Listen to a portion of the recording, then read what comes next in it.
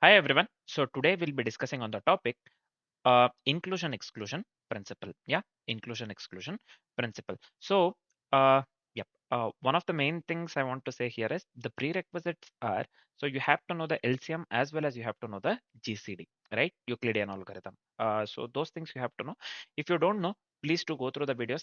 It is present in the same list, right? It is present in the same playlist actually. You can just watch the GCD as well as the LCM this one videos, so then you can come back here, right? So the inclusion exclusion principle is used to count the elements satisfying at least one condition. Yeah, so count the elements satisfying at least one condition by adding the individual counts, and subtracting the overlaps to avoid the double counting, so that we don't count that one again and again, right? So to avoid the double counting, so what we'll do, we'll subtract the overlaps, right? So again, the inclusion exclusion principle is used to count the elements satisfying at least one condition by adding individual counts and subtracting the overlaps to avoid double counting, right? So this is fine. Let's move on with a generic algorithm explanation. First thing, so we first, what we do, we first include the counts of numbers that is divisible by each condition. What we do, we first include the counts of numbers that is divisible by each condition. Then we will exclude the counts of numbers divisible by intersection. So we have to know the union as well as the intersection. Yeah, set theory basically. Yep. Uh, Set theory that comes under number theory itself basically. Yep.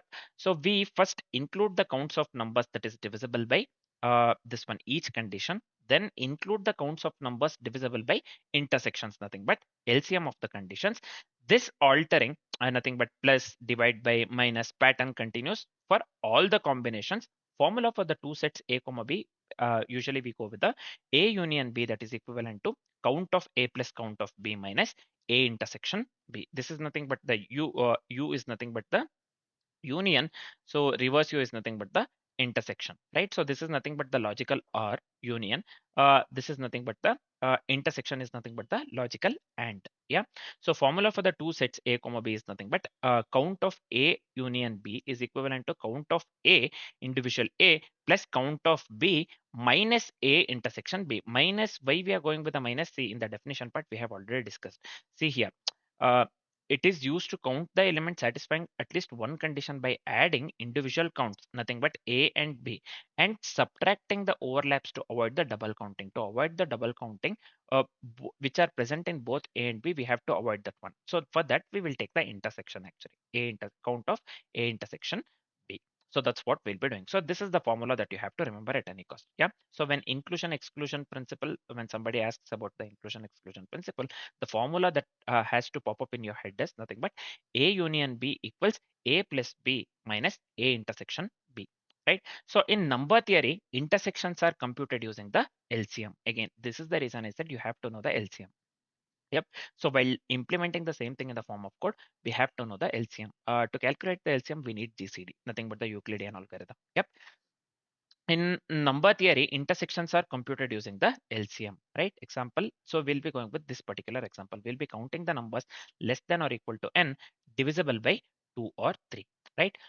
Let's implement the same thing in the form of code, right? So let's articulate the same thing in the form of code. Yep. So let's do that. Let's do one thing. First, what we will be doing. First, what we'll be doing. Let's do one thing. I'll just go with the upper limit first divisor as well as the second divisor. So this, let's consider the simple example actually. I'll just go with int n equals 10. Yeah.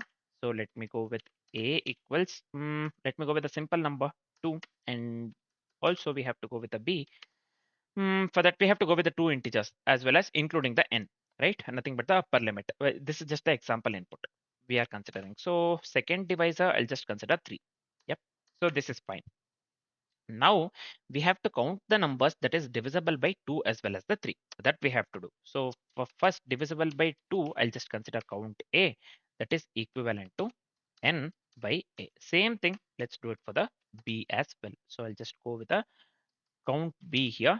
So this one will be n by B. This one will be n by B. Yep. So this is also fine.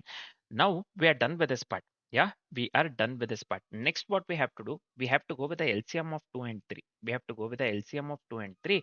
So now what we'll do, I'll just go with LCM here, LCM AB, that is equivalent to A into B, A into B by GCD, GCD of A comma B, GCD of A comma B.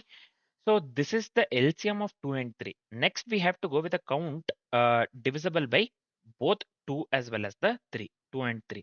So for that, we can just consider, I'll just consider the variable count AB as we are decide or as we are going with a count that is divisible by both this one, 2 and 3, nothing but AB, right? So I'll just go with int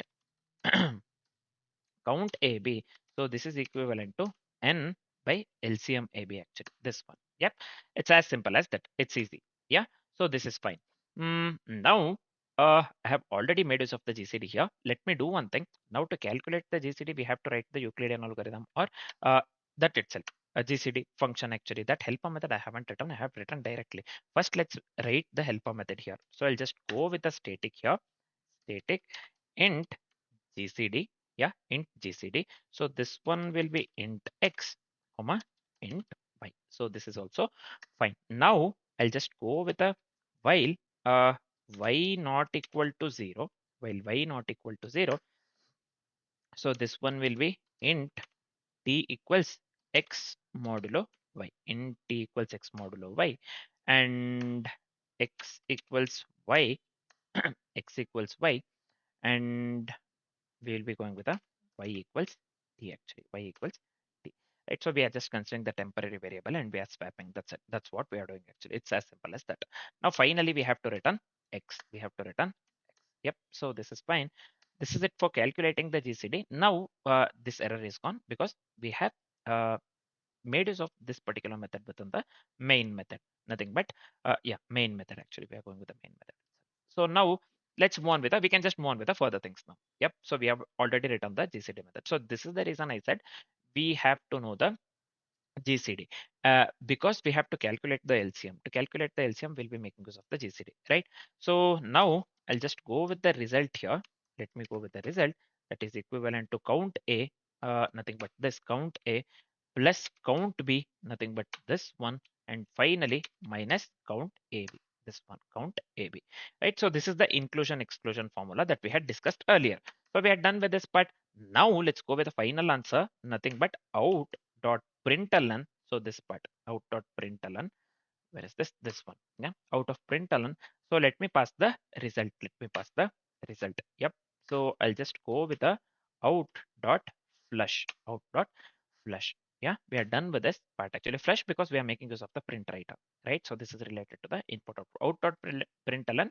Instead of making use of the system out println, we are going with the println and flush because of the print writer. Yep. So this is fine, I believe. So this is it for the algorithm. It's as simple as that. Now we are done with this particular algorithm, right? All we have to know here is we have to know the concept of union intersection. Yeah, a union intersection. If you know about the set theory complements and other stuff, it's even better. But you have to know union, this one intersection strictly, and you have to know this one GCD, GCD as well as the LCM. Else we have to calculate the LCM. That is the reason we need GCD here. So this is fine, I believe. So this is it for the code. So I don't see any error or the typos here. Yeah. So before running the code, let's dry run the code by considering the same example that we have took within the main method, so that we get to know whether whatever the code that we have written works correctly or not, and also we get to know the output for the example that we have considered. Let's do that. Yeah, let's do that, and later we can come back here and run the code. Let's dry run the code. So let's dry run by considering the same example that we have considered within the code actually. So let me write here, dry run. So let's consider examples actually. N we have considered 10. You can check the code actually. N we have considered 10. A we are going with 2 as well as B we are going with a 3. Let's dry run with the same example that we are considering. Yep. So this is fine. We are done with this part. Next, what we'll do, the first thing, let's go with the count A, right? Count A accordingly with the count A that we have written. It's nothing but N by A, right? It is nothing but N by A. So we will be going with a 10 by 2, which leads to 5, which leads to 5. Next, we will be going with a count B, right? Accordingly with the code that we have written. Count B is nothing but the N by B. N by B, nothing but 10 by 3 here, 10 by 3. So we'll not be going with the decimal. Instead, we'll be going with the whole number 3. Yep. So this is fine. Now we have to take the LCM of 2 comma 3, right? So we have to take the LCM of this one, a comma b, nothing but here in this case 2 comma 3. LCM of 2 comma 3, nothing but 6. Yeah, least common multiple, right? Lowest common multiple. So now we will be going with a 6. We got the output 6. Now we have to go with a count AB, right? So now we have to go with a within the code we have written count AB, right? Count AB. We are going with the n by LCM. N by LCM, nothing but here in this case 10 by 6. 10 by 6. So this would lead to 1, right? So we'll not be going with a decimal whole number. This would lead to 1. This would lead to 1. Now we'll be going with the result. Now we have to go with the result. Result is nothing but here. Result is nothing but 5 plus 3 minus 1. So we'll be going with the this one. First of all, count A minus count B. Count A minus count B minus count AB. Right? So that's what we will be doing. So this one will be 5 minus 3. 5 plus 3 minus count AB, right? So nothing but 1. So this will be 8 minus 1, nothing but it leads to 7. It leads to 7. So this is fine. This is it. This is it. It's as simple as that. This is it. It's as simple as that. So we have sorry, 1 second. What happened to this? Just give me a second here.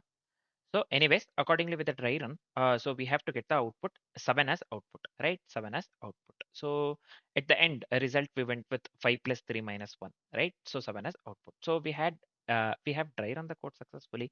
Now we have discussed the code step by step as well. All we have to do is we have to run the code. If everything goes well, we have to get the output accordingly with a dry run, right? So let's see. Let me run the code, or I'll just come here. I would have run this one, man. This will run actually. Which one this will run? Oh, Chinese reminder theorem actually. Anyways, so let me run this one again. Don't focus on this. Let me run this one again.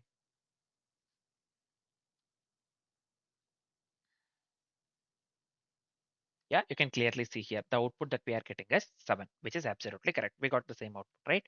When we dry run the code, right? So this is fine. We have got the correct output. Now we are left with only one thing. We have got the desired output. We have already dry run the code. We have discussed the coding part or the algorithm part as well.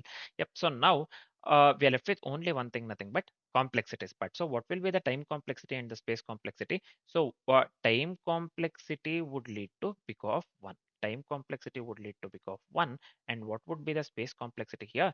Space complexity would lead to big of 1 as well. So the time complexity would lead to big of 1 because of the constant operations, and the space complexity would lead to big of 1 because we are not making use of any extra memory, right? So the time complexity, again, it would lead to big of 1. We are just going with a constant operation, so it would lead to big of 1, and the space complexity would lead to big of 1 as well. So for the code that we have written, so the output 7 which we are getting is absolutely correct. So we are done with the inclusion exclusion principle algorithm. Now we are done with this algorithm. Next we will be discussing about the NCR with the modulo, right? So NCR with the modulo algorithm. For now, this is it. Thanks for watching, guys.